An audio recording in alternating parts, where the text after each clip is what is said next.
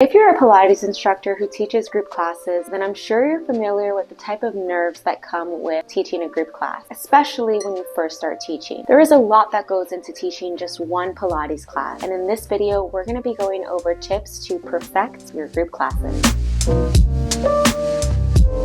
If you are new to my channel, hi, my name is Eileen and I'm a certified Pilates instructor from Miami. Whether you're an aspiring Pilates instructor, you're going through your teacher training program, or you're already a Pilates instructor, be sure to subscribe because I have a bunch of Pilates resources that can help you throughout your Pilates teacher journey. I know there are a ton of Pilates instructors who host mentor programs for certified Pilates instructors, and I realized that I could start my own program when sharing these videos and these tips, but to be honest, I create these videos to provide transparency in the Pilates career, the Pilates lifestyle. I also just really enjoy sharing my journey as a Pilates teacher, and I mainly create these videos to help you. Yes, you. I honestly do not see a purpose in charging anyone for this information, mainly because I want it to be available and accessible to anyone who is searching for it. It's information and topics that I wish I had access to when I was going through my teacher training journey. So my Pilates instructor resources on my YouTube channel will continue to be free for you guys. I try to get to all the topics that you request in the comments, so continue commenting and requesting any specific requests that you might have. I don't know how many times I just said the word request, but continue requesting and I will continue making whatever you are wanting to learn more about. All I ask is that you support my channel by subscribing to my channel and by liking the videos if you find them helpful. That's it. I'm thinking that the next topic I'm going to be addressing is imposter syndrome, and then maybe the reality of running an online studio. So let me know what you guys think about those topics, and again, if you have any requests, drop them in the comments. I also love my vlogs, so don't worry, those will continue to come, and I'll continue posting one free Pilates class every month. And with that, we're going to go ahead and get started with tip number 1, how to perfect your group classes. Let's go ahead and take the word perfect out of that sentence. There will be times where your group classes feel like they go perfect. There will be times where they feel like they are far from perfect. The more that you view each class that you teach as an opportunity for growth, the better quality your classes are going to become. The more that you view each class as an opportunity to improve on your teaching style and you stop aiming for that perfection, the better your classes are going to become over time. And what I mean by that is the great classes and the mediocre classes that you feel like you teach both have something to learn from. And guess what? Those mediocre classes, it's likely that you are just being hard on yourselves and the clients end up loving those classes. So stop being so hard on yourself when you feel like you don't do a perfect job. Strive for growth, strive for confidence, strive for those little client wins, those little things that they say to you at the end of the class that make you feel so good and that really fill your cup. But don't strive for perfection or you will find yourself constantly falling short of that. The same way that you practice Pilates to get better at Pilates, the same applies for teaching Pilates. Just strive for improvement, but don't strive for perfection because it doesn't exist.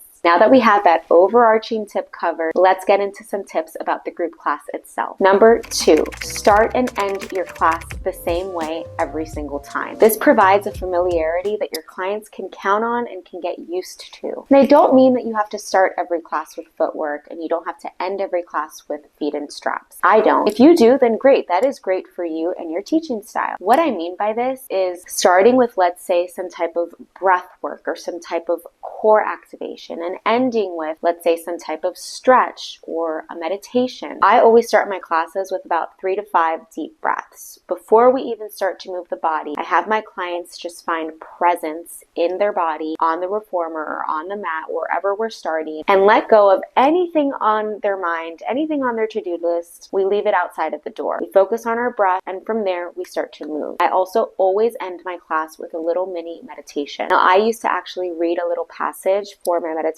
at the end of the class, but now I've kind of just been speaking from my heart and I will speak very impromptu what I say during my meditation. It's not that long. I have my clients close their eyes. They typically really enjoy this moment. Now, this doesn't mean that you have to start with breath work and end with meditation. That's not what I'm saying. Just find a flow from the beginning to the end of the class that you can tie in together. Constantly start and end your classes with those 2 points. This approach takes the guessing game out of the tone and the the energy that you want to be bringing into each and every class that you teach. I won't be covering how to structure a group class in this video, so if that's something that you're looking for, just let me know, request it in the comments, and I can definitely create that for you. It would take up way too much time of this specific video, but with that, we're going to dive into additional tips that I have for you for teaching the group class itself. I'm going to say that the number one tip that I have for you when teaching a group class is tip number 3, which is coffee sip first.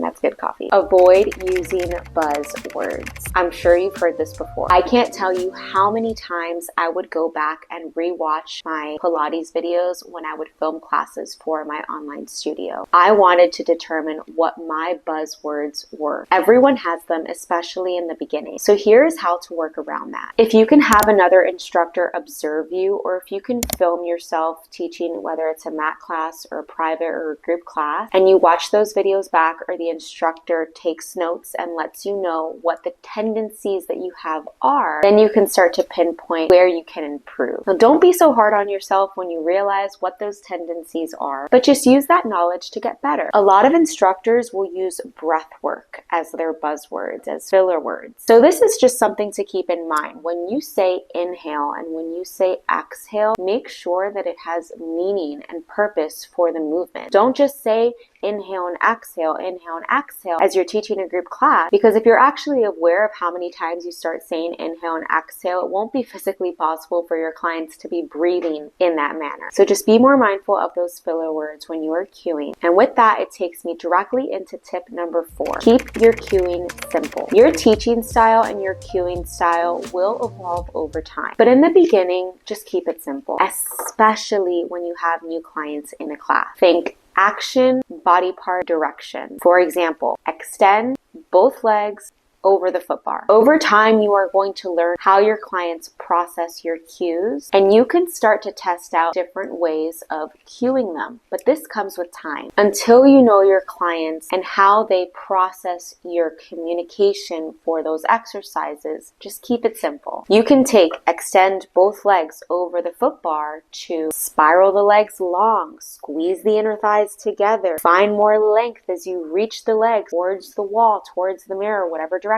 that is. There are so many different ways that you can express what you want them to achieve when extending the leg over the foot bar. But my recommendation to you is to start using those cues slowly over time, not all at once, and slowly start to sprinkle them in and see how your clients respond to that. That is what's most important. And just remember that cues that work for one client might not work for another client. So you have to be mindful of that. It is your job to pay attention to your clients, how they are moving, and how they are responding to your cues. With this tip, I'll bubble in another secret little tip, which is to name your exercises. If you say the name of the exercises as you are teaching them, it's going to make your life so much easier as a Pilates teacher. When you say mermaid, your clients know what position to get into, and they know that they are going for lateral flexion. They know that they're going to be side bending. So the more that you name the exercises over time as you are teaching them, the more familiar your clients are going to become with when you say a specific exercise, they know what they are supposed to be doing. And from there, you can add on those specific and additional cues to help them better understand what you want them to achieve. The next tip that I have for you is easier said than done, but it's to keep each class unique.